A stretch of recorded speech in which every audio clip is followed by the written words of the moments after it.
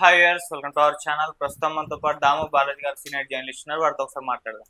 Sir నమస్కారం sir. నమస్తే. Sir, ఒక జనసేన ఎమ్మెల్యే 100 కోట్లు తినేశాడు అన్న ఒక వార్త నిన్నటి నుంచి కూడా వైరల్ అయిపోతుంది సార్. దీనికి బేస్ ఏంటంటే దేవినేని ఉమా ఒక ఫోన్ కాల్ లీక్ అయిపోయింది. ఆ ఫోన్ కాల్ ఆధారంగానే ఒక జనసేన ఎమ్మెల్యే మాత్రం 100 కోట్లు తినేశాడని చెప్పేసి ఆరోపణలు మొదలయ్యాయి. మరి దీనిపైన పవన్ కళ్యాణ్ గారు స్పందించలేదు, అండ్ దేవినేని ఉమా కూడా ఎక్కడ కూడా స్పందించినట్లేదు. ఇది ఇంకా చర్చనీయాంశంగా మారిపోయింది. అసలు ఆ ఫోన్ కాల్లో ఏముంది, అసలు ఎవరికి ఫోన్ కాల్ చేయడం జరిగింది, మరి నిజంగా 100 కోట్లు తినేస్తారా? దీనిపైన మీరేం చెప్తారు? గత కొంతకాలంగా ఆంధ్రప్రదేశ్లో ఎమ్మెల్యేల అవినీతి మీద తెలుగుదేశం మీడియానే విపరీతంగా రాస్తుంది. అట్లాగే జమీన్ రైతు లాంటి పత్రిక కూడా తీవ్రంగా రాసి, ఆ జమీన్ రైతు పత్రిక మీద కూడా వేమిరెడ్డి ప్రభాకర్ రెడ్డి మనుషులు వెళ్ళి ఆఫీస్ మీద దాడి చేశారు. దానికి మళ్ళీ ఆయన రిప్లై ఇచ్చాడు, జమీన్ రైతు పత్రిక ఎడిటర్ డోలేంద్ర ప్రసాద్. సో అలాగా నిజానికి వైసీపీ దాని మీద పెద్ద ఫోకస్ చేయట్లేదు, తెలుగుదేశం మీడియానే ఎక్కువ చేస్తుంది. సాక్షి అంతగా ఫోకస్ చేయట్లేదు అవినీతి మీద. సో ఇది ఒక పక్క జరుగుతుంటే, ఇప్పుడు జనసేన ఎమ్మెల్యే అవినీతి గురించి ఒక తెలుగుదేశం మాజీ మంత్రి ఒక జనసేన నాయకుడితో మాట్లాడిన కాలు బయటకు వచ్చింది. అది సంచలనంగా మారింది. పైగా దాని మీద ఎవరు రెస్పాండ్ కూడా అవ్వట్లేదు. అదొక విచిత్రం. అంటే సైలెంట్గా ఉన్నారు. ఇదే వేరే జరుగుంటే ఇప్పటికి తెలుగుదేశం మీడియా దీని మీద బ్రేకింగ్ న్యూస్లు, డిస్కషన్లు, ఫ్రంట్ పేజీ కథనాలు వచ్చిండేవి. దీంట్లో ఇటుపక్క వైసీపీ మీడియా అంత స్ట్రాంగ్ కాదు కాబట్టి సాక్షి రాసింది తప్ప దాని మీద ఇది లేదు. కాకపోతే ఇప్పుడు ఏమైందంటే దానికి ఉన్న సెన్సేషనల్ స్వభావం రీత్యా ఇండిపెండెంట్ మీడియా కూడా దాన్ని క్యారీ చేయడం మొదలుపెట్టింది. డిస్కషన్స్ అయితే ప్రజల్లో కూడా పెద్ద ఎత్తున జరుగుతున్నాయి. అసలు ఎవరికి చేశారు, ఆ కాల్లో ఏముంది, దీన్ని ఎలా అర్థం చేసుకోవాలి, ఈ విషయాల గురించి మాట్లాడదాం. ఇదేంటంటే దేవినేని ఉమా, ఆయన ప్రముఖ నాయకుడు, మాజీ మంత్రి. ఇప్పుడు కూడా నిన్న కూడా జగన్ అవినీతి మీద ఆయన చాలాసేపు మాట్లాడాడు, కానీ ఈ కాల్ గురించి ఎక్కడ ఆయన మాట్లాడలేదు. ఆంధ్రజ్యోతిలో నేను రిపోర్ట్ చదివాను. ఆయన వైసీపీలో గతంలో అవినీతి మీద అంతా మాట్లాడాడు. మరి విలేకరులు ఆయన అడగలేదా? ఏమి తెలియదు ఈ విషయం గురించి. ఆయన ఏం మాట్లాడలేదు. ఈయన ఎవరికి కాల్ చేశారంటే కరటం రాంబాబు అనే ఒక నాయకుడికి, తూర్పుగోదావరి జిల్లా, ఆయనకి కాల్ చేశారు. ఆయన గతంలో డిసిసిబి అంటే DCCB chairman. So district cooperative central bank అంటారు. ఈ డిస్ట్రిక్ట్ కోఆపరేటివ్ సెంట్రల్ బ్యాంక్కి మాజీ చైర్మన్ ఆయన ప్రముఖ నాయకుడు. ఒకప్పుడు కాంగ్రెస్లో సుదీర్ఘకాలం రాజశేఖర రెడ్డి పేరు నుంచి పనిచేశాడు. తర్వాత జనసేనలోకి వెళ్ళాడు. జనసేనలలో ఆయన రికమెండ్ చేసి, ఆయన సపోర్ట్ చేసి ఒక ఎమ్మెల్యేని గెలిపించాడు, పోలవరం ఎమ్మెల్యే. ఆయన పేరు చిర్రి బాలరాజు. ఈ బాలరాజు మీదనే ఇప్పుడు ఈ డిస్కషన్ అంతా.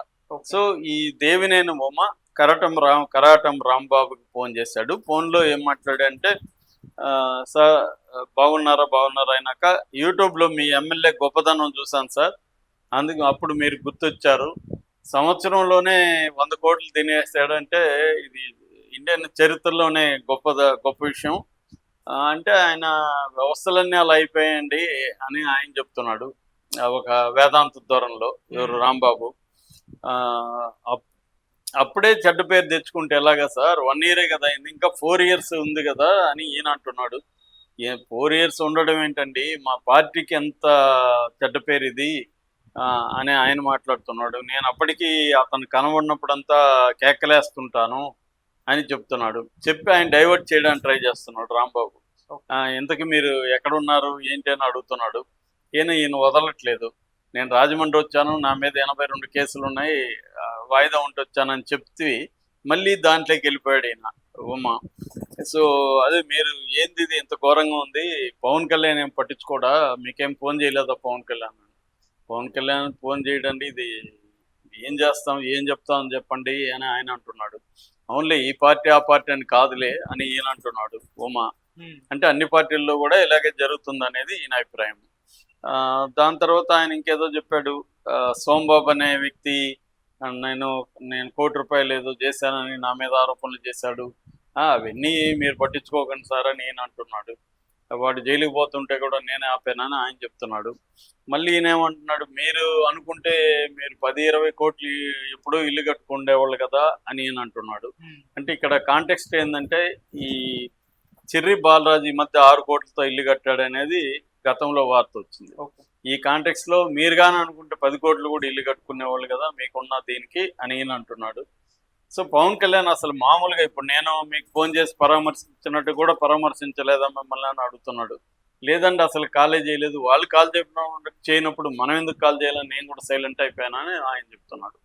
సరే కలుద్దాం అనుకొని ఫోన్ కట్ అయింది. సో ఇది టోటల్ కాలా లేకపోతే ఇంతవరకే బయటకు వచ్చిందనేది తెలియదు. సో దీన్ని ఎవరు బయట పెట్టారు అంటే వీళ్ళిద్దరన్నా బయట పెట్టి ఉండాలి, లేకపోతే ఈయన ఏంటంటే కాల్ చేయమని చెప్పాను అని అంటున్నాడు. అంటే వేరే వాళ్ళ ఫోన్ నుంచి మాట్లాడినట్టుగా మనకు అర్థమవుతుంది. ఎవరు ఉమా, ఆ వేరే వాళ్ళ ఫోన్లో రికార్డ్ అయి ఉండొచ్చు, అతను బయట పెట్టి ఉండొచ్చు, ఆ పాసిబిలిటీ కూడా ఉంది. అంటే ఉమా ప్లాన్డ్గా బయట పెట్టాలని ఫోన్ చేసినట్టుగా అయితే కనబడలేదు మనకి.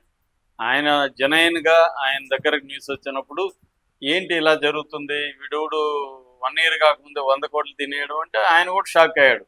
అంటే ఆయన రాజకీయాల్లో ఉన్నాడు ఎప్పటి నుంచో, ఆయనకి అవినీతి అంటే తెలియకుండా ఏమి రాజకీయాల్లో ఉండరు, అయినా కూడా షాక్ అయ్యాడంటే అంటే తెలుగుదేశం దీని ఉంటే షాక్ అయ్యిండకపోవచ్చు ఆయన కూడా. ఎందుకంటే ప్రధాన పార్టీ తెలుగుదేశం, వాళ్ళ ఎమ్మెల్యేలు అందరూ తింటున్నారు అనేది అందరికీ తెలుసు. మనం ఎక్కడ పోయినా ఇదే డిస్కషన్.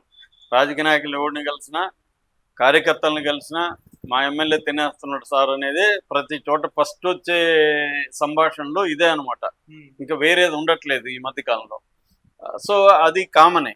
కానీ ఒక జనసేన ఎమ్మెల్యే, జనసేన వాళ్ళకి అంత అధికారం లేదు యాక్చువల్గా. పేరుకి జనసేన ఎమ్మెల్యేలు కానీ లోకల్గా తెలుగుదేశం వాళ్ళని ఎక్కడంటే అక్కడ కొట్టడం, వాళ్ళకి పవర్ లేకుండా చూసుకోవడం అన్నీ చేస్తున్నారు. కంప్లైంట్లు ఉన్నాయి. వాళ్ళు కంప్లైంట్ చేస్తే కూడా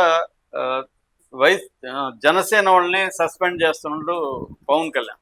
మొన్న కూడా కొవ్వూరు ఇన్ఛార్జి రామారావు, ఆయన టీవీ రామారావు అంటారు ఆయన్ని సస్పెండ్ చేశారు. సో నిన్న కూడా పవన్ కళ్యాణ్ ముగ్గురు సంబంధించిన పార్టీల కార్యకర్తల సమావేశంలో మనం 15 ఏళ్ల పాటు కూటమి ఉండాలంటే కింద వస్తున్న రకరకాల ఇష్యూల్ని మీరే పరిష్కరించుకోవాలి, నా దగ్గర తీసుకురావద్దని కూడా చెప్తున్నాడు. అంటే జనసేనకి చెప్తున్నాడు, మీరు ఏం చేసినా మీరు గమ్మున సైలెంట్గా ఉండండి అని. నిజానికి జనసేనలో అసంతృప్తి ఉంది. అలాంటి కాంటెక్స్లో ఈ బాలరాజ్ అనే వ్యక్తి పోలవరం నియోజకవర్గంలో 100 కోట్లు ఎలా తిన్నాడని మనం కానీ చూస్తే, గతంలో కూడా ఇతని మీద దాచుకో రకరకాల టైటిల్ పెట్టి కుమ్ముకో ఇట్లంతా టైటిల్ పెట్టి ఉన్నాయి న్యూస్ ఆల్రెడీ. ఆయన అక్కడ మద్యము ఇసుక కుంభకోణాలు చేస్తున్నాడు అనేది ఒకటి ఉంది. పోలవరం నిర్వాసితులకి కాంపన్సేషన్ డబ్బులు వస్తుంటే అది వాళ్ళ అకౌంట్లో పడాలంటే ముందు ఈయన కమిషన్లు ఇవ్వాలనేది వార్త కూడా ఒకటి వచ్చింది. అంటే ఆయన జీలుగుమిల్లి ఇన్ఛార్జి ఎంఆర్ఓని పెట్టుకొని భూముల్ని కబ్జా చేస్తున్నాడు, ఆక్యుపై చేస్తున్నాడు అనే వార్త వచ్చింది. అట్లాగే పోలవరంలో విలీనమైన వేలేరుపాడు, కుక్కనూరు మండలాలకు సంబంధించి విపరీతంగా వీళ్ళ అనుచరులు దోపిడీ మొదలుపెట్టారన్న వార్త వచ్చింది. నెట్లో చూస్తే చాలా వార్తలు ఈయన అవినీతి మీద ఆల్రెడీ ఉన్నాయి. అంటే ఈ మీడియాలో పబ్లిక్ డొమైన్లో ఉంటే కూడా పవన్ కళ్యాణ్ ఇప్పటి వరకు దాని గురించి పట్టించుకోవట్లేదు.